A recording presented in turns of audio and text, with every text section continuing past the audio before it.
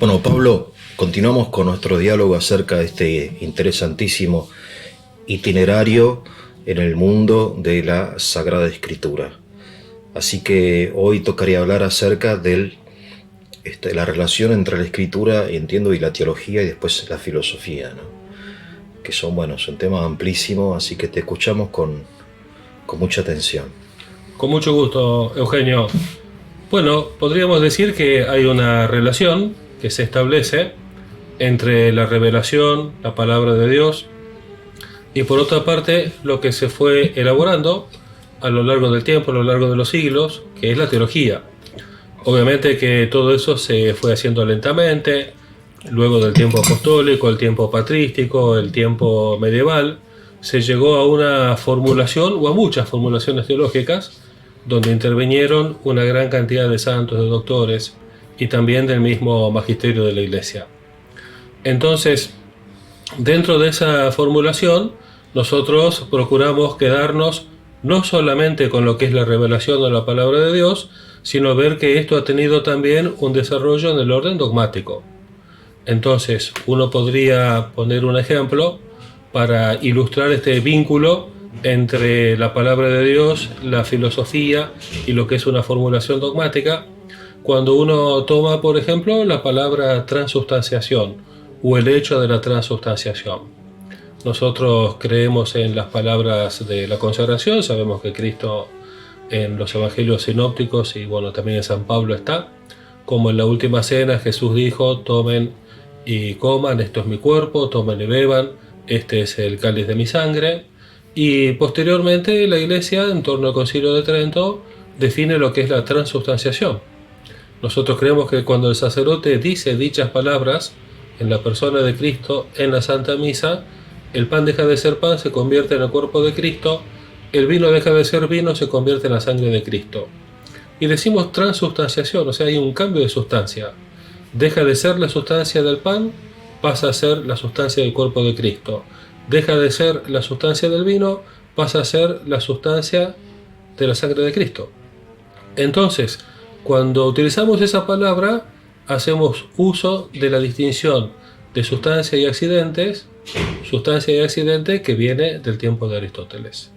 Bueno, eso a nosotros nos sirve de alguna manera para ver cómo la revelación, la palabra de Dios, con el paso de los siglos fue interpretada y nosotros tenemos elaboraciones teológicas. Allí tenemos una de alcance dogmático, como que también podríamos hacer. ¿Vamos bien ahí, Eugenio, con esa parte? Estoy escuchando atentamente y después te voy a hacer alguna pregunta al respecto. Bien, sí. Perfecto. Sí. Si bien la riqueza teológica que posee la Iglesia es muy grande y hay una gran cantidad de teólogos de las distintas órdenes, de las distintas épocas y monasterios que hubo dentro de la Iglesia, por tomar uno de ellos, en el caso de Santo Tomás de Aquino, cuando él habla de la sagrada doctrina o de la sacra doctrina, nosotros vemos allí cómo la teología se manifiesta como una ciencia suprema, como suprema ciencia especulativa por aquello que estudia, que es Dios, como por suprema ciencia práctica por aquello donde nos conduce, que es la vida eterna. Obviamente que nosotros en un tiempo como el nuestro, un tiempo moderno, que estamos muy acostumbrados a considerar ciencia a lo que son las ciencias duras y no un conocimiento vinculado con lo religioso, sin embargo Santo Tomás de Aquino defiende lo que es la sacra doctrina o la teología como suprema ciencia especulativa y práctica. Bueno, esto nos sirve a nosotros como para tener un punto de referencia más que importante, aunque obviamente hay una gran cantidad de riqueza dentro de las distintas escuelas teológicas y de espiritualidad que se han ido suscitando dentro de la Iglesia. Pero esto nos da pie para decir también que no cualquier filosofía sirve a la hora de utilizarla como una herramienta para interpretar la revelación de Dios. Por ejemplo, no es lo mismo decir transubstanciación que utilizar allí los conceptos de transignificación o de transfinalización, donde algunos teólogos han incorporado otras categorías del pensamiento moderno, y lo que hacen es vaciar de contenido la realidad de la transubstanciación. Entonces eso es importante tenerlo en cuenta, porque obviamente el pensamiento filosófico es riquísimo, como vos decías, todo esto da para hablar muchísimo. Uno siempre intenta acotarlo un poco a este itinerario que estamos haciendo, que es un itinerario en el mundo de las Sagradas Escrituras. Nosotros no nos quedamos solamente con la Biblia, solamente con el texto bíblico, sino que ese texto bíblico ha sido recibido en la Iglesia, ha sido proclamado por la Iglesia, ha sido interpretado por la Iglesia, y con el paso de tantos años y de tantos siglos hay una enorme riqueza de sentidos y de interpretación de dicho texto bíblico. Bien, a ver, déjame ver si entiendo. Nosotros tenemos la Sagrada Escritura, palabra de Dios, y después la Iglesia realiza una actividad, por así llamarlo, creativa, intentando usar diversos términos que no están en la Escritura, pero que pertenecen a la cultura, a la filosofía, al mundo, y mediante esos términos intenta explicar, propiamente desarrollar el contenido de la Escritura, ¿no? Por ejemplo, esto de la transubstanciación que habla Jesús. O sea, Jesús no habla de transubstanciación, no utiliza esa palabra, pero está haciendo referencia a esa misma realidad, ¿no?, que está significada por el término transubstanciación. Vale decir que la teología es como una respuesta de la Iglesia a la palabra de Dios, como un diálogo. Digamos que los hombres, los santos, o los santos padres, los papas, los teólogos, son no solamente pasivos escuchas de la palabra, sino que ejercen como una actividad creativa, analítica, apologética también, entiendo, ¿no? Porque creo que la teología también se desarrolla en gran parte como respuesta también a las herejías, entiendo yo, ¿no? O sea que los grandes santos padres fueron también grandes defensores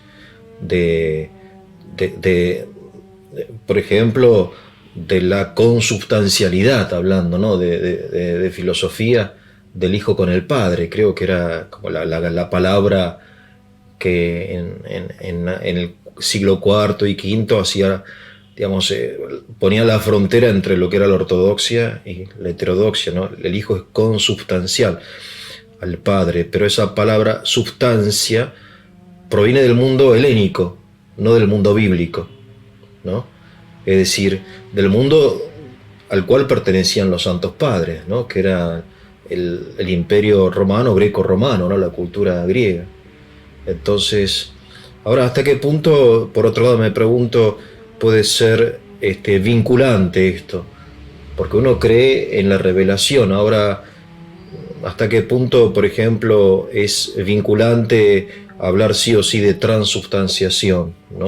No, bueno, sí, seguro, totalmente de acuerdo con lo que vos decís. Claro que es vinculante, porque eso está vinculado con una enseñanza dogmática que está relacionada allí directamente con el Concilio de Trento. Hay otros momentos en donde algunas realidades se expresan de un modo diverso. Por ejemplo, la realidad de Hijo de Dios. ¿Quién es Hijo de Dios? Si uno sigue a Santo Tomás de Aquino, bueno, vamos a decir, y a la tradición de la Iglesia, vamos a decir que Hijo de Dios es aquel que ha recibido el Santo Bautismo, que sin el bautismo somos criaturas de Dios. Ahora, como hay matices dentro de las espiritualidades, cuando San Francisco de Asís, por ejemplo, habla de las cosas, él dice hermano Sol, hermano Luna, porque ve una paternidad de Dios no solo sobre el bautizado, sino que ve una paternidad de Dios sobre toda la creación, pero es porque allí él se está expresando de una manera más limpia y de una manera más amplia. En relación al bosquejo que vos hiciste, que también es muy amplio, me parece que como punto de referencia para vos, para mí y para quienes nos escuchan, es la encíclica Fides et Ratio del Papa Juan Pablo II, cuando él dice: en la búsqueda de la verdad hay dos alas, la fe y la razón. Entonces, todo esto que procede del mundo griego, de esta filosofía y de estas categorías, bueno, son del mundo de la razón que a nosotros nos sirven a la hora de profundizar dentro de la verdad. Es como que terminan armonizándose ambos mundos. Es la fe que busca la inteligencia. Terminan armonizándose el mundo religioso y el mundo que uno podría decir más racional, ¿no? Perfecto. Bien, el ejemplo de la transubstanciación es clarísimo, y después como también para nosotros como católicos decimos, bueno, se realiza en el acto de la consagración del pan y del vino, es lo que se realiza, es una transubstanciación, ¿no? Bien, no una transignificación, una transfinalización, ¿no? Pero bien, así que adelante, Pablo, te escuchamos. Bueno, creo que allí tenemos un marco importante para poder movernos, y junto con esto, palabra de Dios, revelación, teología, es muy importante la noción de la catequesis. Así como en el primer tiempo del cristianismo había un mensaje simplificado: Cristo padeció, murió y resucitó, y eso era lo que de una manera resumida anunciaban los apóstoles y los primeros cristianos.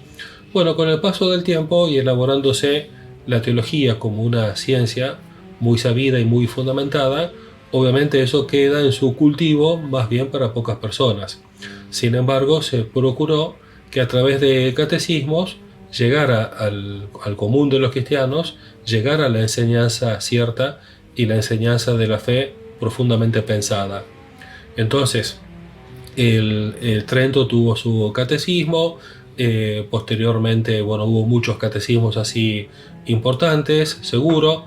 En el caso de Etienne Gilson, él se acuerda cómo fue formado en el catecismo de San Pío X, que él lo define como una teología en comprimidos, en el sentido de que era como muy sustanciosa, y que al haber aprendido ese catecismo él de niño, le había servido como un viático para toda la vida. Bueno, nosotros cuando hablamos de la interpretación de la revelación o de la palabra de Dios, como desde entonces hay 20 siglos de enorme riqueza y no vamos a acceder así a todo lo que se dijo, por eso es que seguimos como determinados momentos que para nosotros son claves. Bueno, el Concilio Vaticano I y el Concilio Vaticano II, en lo que vienen a ser estos tiempos modernos, y más concretamente, si hubiera que visualizar un par de textos, podríamos decir la Constitución Dei Verbum del Concilio Vaticano II, que es del año 65, y por otra parte la Verbum Domini, que es una exhortación del Papa Benedicto XVI, que es del 2010, en donde allí uno tiene como un marco a la hora de manejarse o de situarse en estos temas que se vinculan con la Biblia, con la Sagrada Escritura. Pero no solo la Biblia o la Sagrada Escritura como un mundo aparte, aislado, como una pieza de museo, sino la palabra viva de Dios, la espada del Espíritu más penetrante que espada de doble filo. Bien, ¿y cuál es el contenido o los puntos que quisieras destacar de estos textos, ¿no? De la Dei Verbum y de Verbum Domini? Bueno, en el caso de la Dei Verbum podríamos mencionar cómo hay en varias ocasiones se menciona no solamente a la palabra de Dios escrita, sino también a la tradición, y cómo ese depósito de la fe es la palabra de Dios escrita, es la Biblia, y es también la tradición. También se indica allí cómo ellas brotan de un mismo origen, van por un mismo cauce y desembocan en un mismo fin. A su vez, se afirma explícitamente que la Iglesia no saca la certeza de todo lo revelado solo de la palabra de Dios, sino también de la tradición. Y también se afirma en la Dei Verbum, con mucha fuerza, digamos, con énfasis, el hecho de que esa palabra de Dios escrita y esa tradición, que es confiada a los apóstoles y de los apóstoles pasa a sus sucesores, a lo largo de los siglos es proclamada y explicitada para que llegue a todos los hombres. Ahora, cuando uno piensa en la escritura, no tiene mayores dificultades, porque entiende de qué estamos hablando, ¿no? Son textos difíciles de interpretar, pero que están ahí objetivamente, son libros, ¿no? Determinados, que tienen un principio, un fin, autores, en fin. Ahora, cuando hablamos de la tradición, es como que es difícil definirla.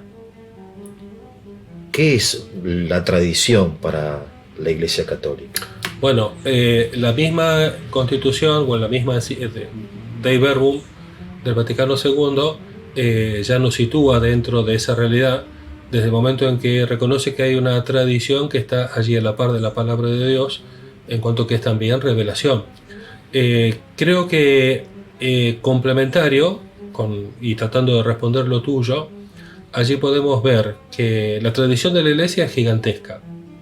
Dentro de esa tradición de la Iglesia hay una tradición apostólica, que obviamente son los apóstoles y lo que ellos transmitieron. En esa tradición apostólica es donde está la palabra de Dios oral o tradición. Cuando ellos la transmiten a la generación siguiente, tiempo apostólico, después patrístico, medieval y moderno, cuando ellos la transmiten, ahí ya estamos en lo que es tradición de la Iglesia. Entonces, ahora los apóstoles son parte de la Iglesia. Entonces, la tradición viene a ser algo muy grande, algo muy antiguo, que arranca de los mismos apóstoles y que siempre es motivo de observancia y de fidelidad por parte de los cristianos.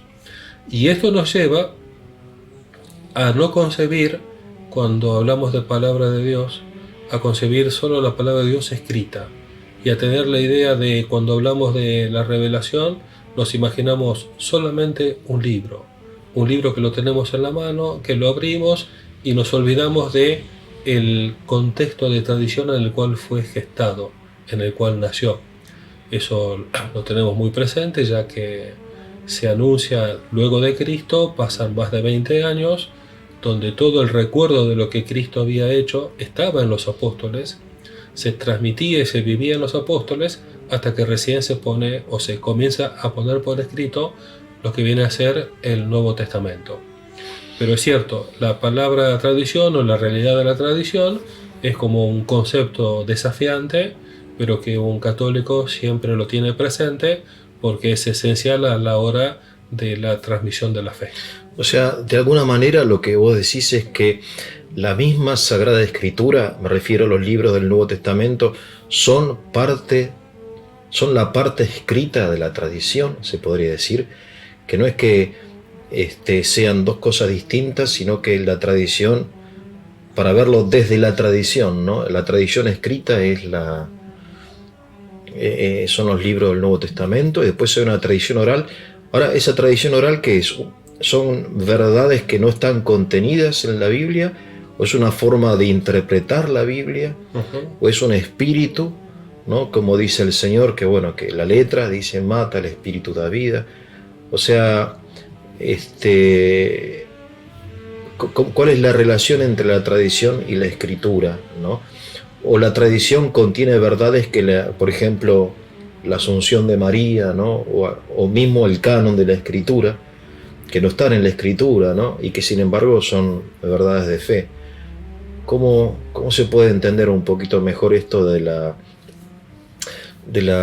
tradición, ¿no? Bueno, eso mismo, los dos ejemplos que vos pusiste, la Asunción de la Virgen de los Cielos y también por otra parte el canon de los libros inspirados, eso nos muestra cómo existe la tradición, la palabra de Dios oral.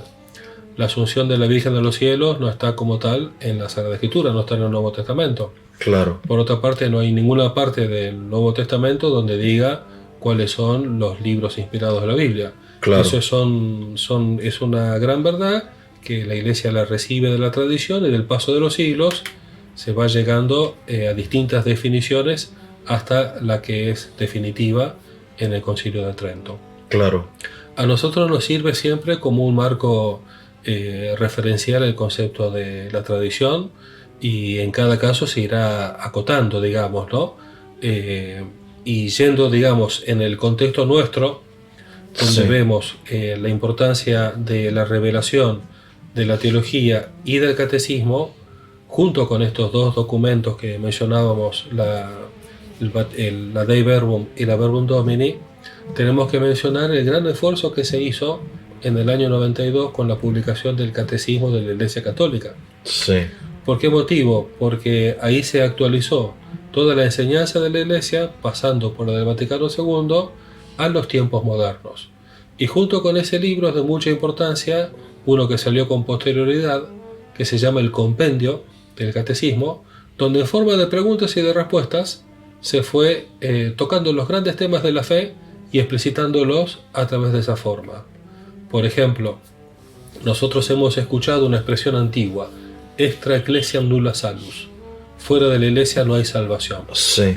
Bueno, durante mucho tiempo se dijo, bueno, esa frase ya no va más, esa frase no corre más, esa frase está desactualizada, porque está, en fin, por esto y por aquello.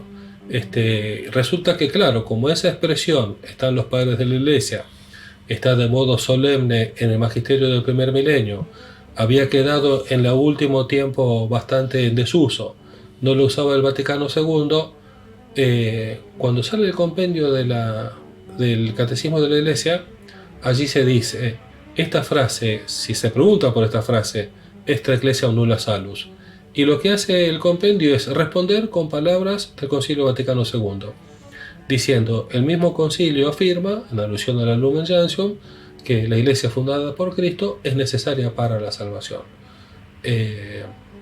Entonces, ¿qué es lo que tenemos? Que lo que se hizo fue exponer de una manera distinta lo que son las verdades antiguas de la fe, que es un poco también el desafío que nosotros tenemos en nuestra época, que nos estamos moviendo en un tiempo muy cambiante, en un tiempo muy tecnológico, en un tiempo que tiene muchos vaivenes, pero estamos llamados también a exponer los contenidos de siempre de una manera nueva, pero el contenido es el mismo.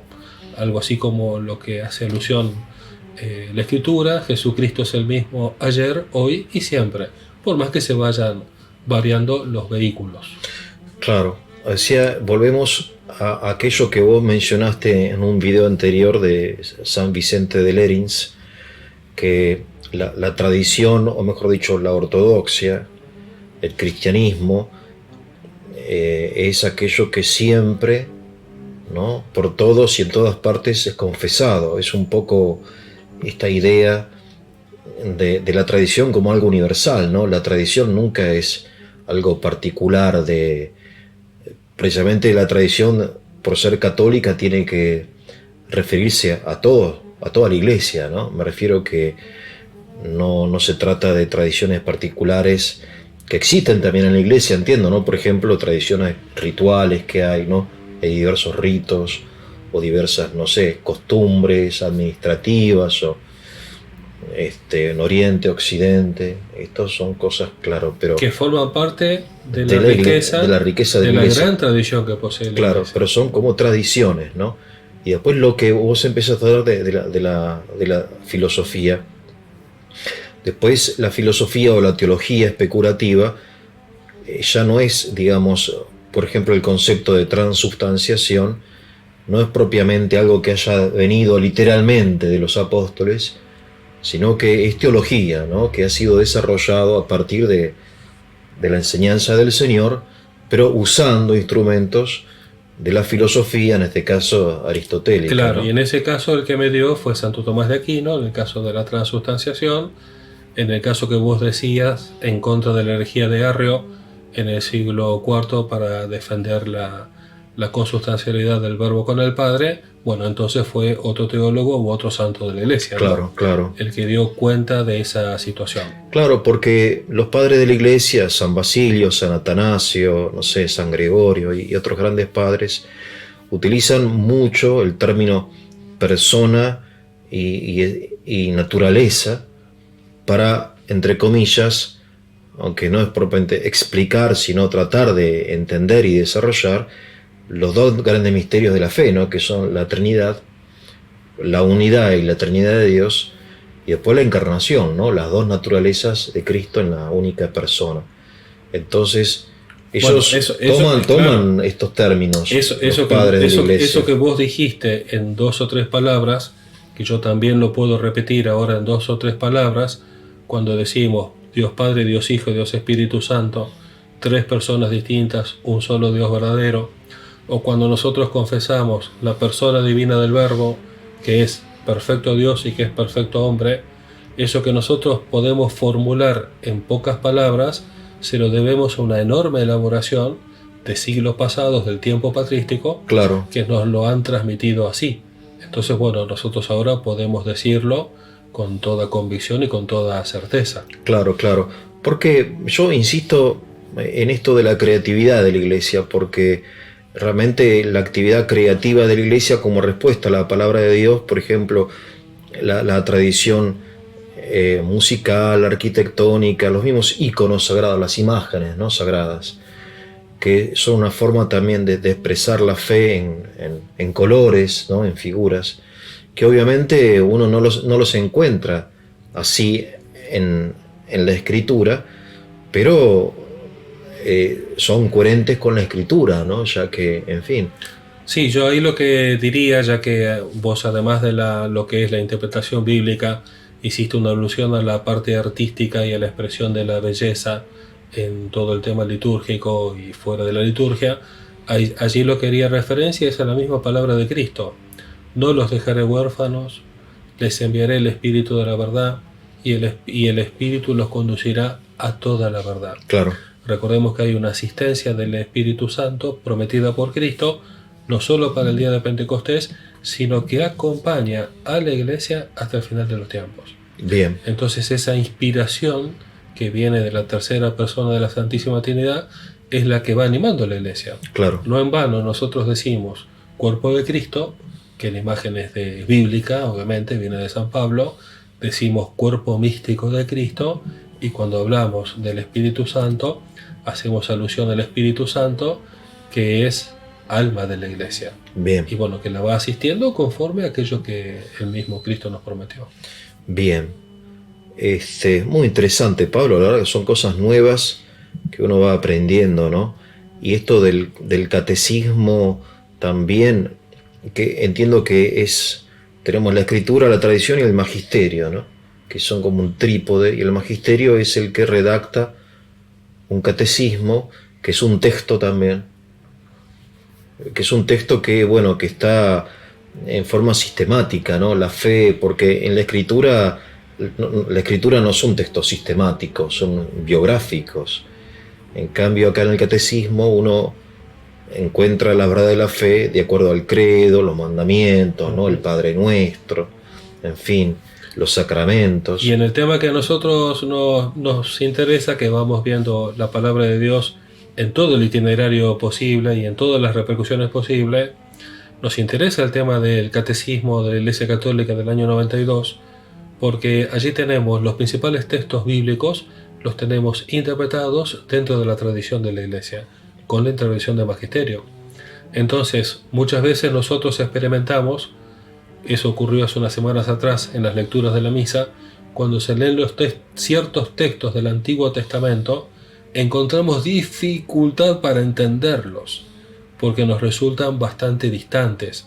Bueno, los principales textos de la revelación están incluidos dentro de una exposición sistemática de nuestra fe.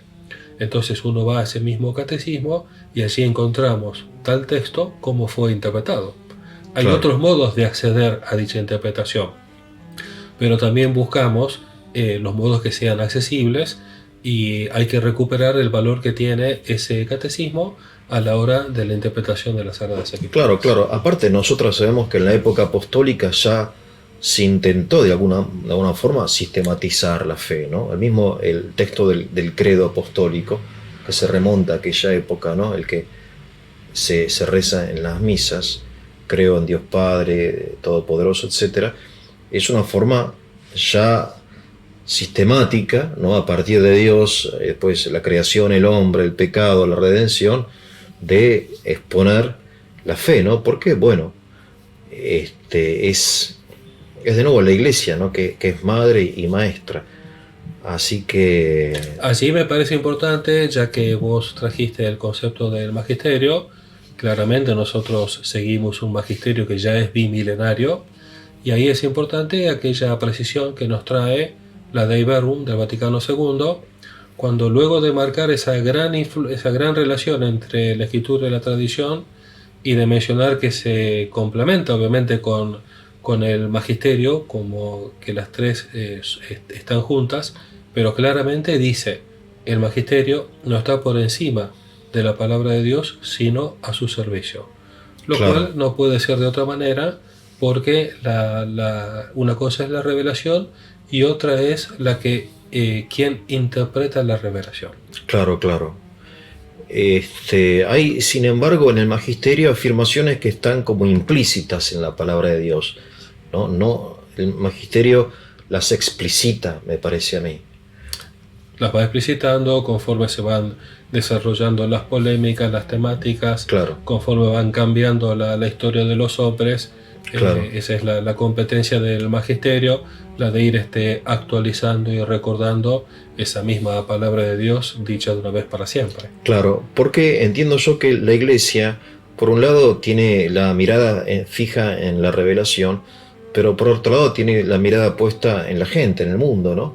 Y entonces, como la misión de la Iglesia está orientada a la gente de hoy o de cada generación, supongo que ella, como toma del magisterio, por decirlo, de la farmacia, ¿no? El remedio que cada generación necesita, ¿no? No son todas las épocas iguales, entiendo, ¿no? Hay como algunas verdades que son más urgentes o más necesarias hoy que quizás hace, no sé, 200 años, no sé. Seguramente. Se trata de un tema presente prudencial de la Iglesia que ella, ve, ahora, en fin, por alguna razón los papas o los obispos o los sacerdotes, cuando van a decir un sermón, piensan en el auditorio también, ¿no? Si son niños, si son adultos, si son personas preparadas o no.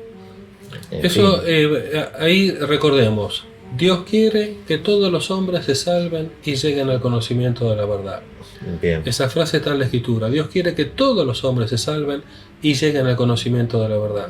Para eso Dios se sirve de los 12 apóstoles, constitución primigenia de la Iglesia, se sirve de los 72 discípulos, a quienes envía a predicar a los lugares a donde Él iba a ir, y se sirve también de todos nosotros, no solamente como receptores, sino también como transmisores y vehículos de esa palabra, de ese poder y de esa gracia de Dios. Pero Dios quiere que todos los hombres se salven. Por eso el dinamismo propio que posee la palabra de Dios, de suyo, algo que nace en un medio oral, algo que se proclama y se transmite oralmente de viva voz, algo que es una enseñanza según el eco, esa es la misma catequesis, en donde se va proclamando, anunciando, para que todos vayamos creyendo en aquello que ha sido revelado, ¿no? Para nuestra salvación. ¿Hacemos una pausa, Pablo? Con mucho gusto, Eugenio.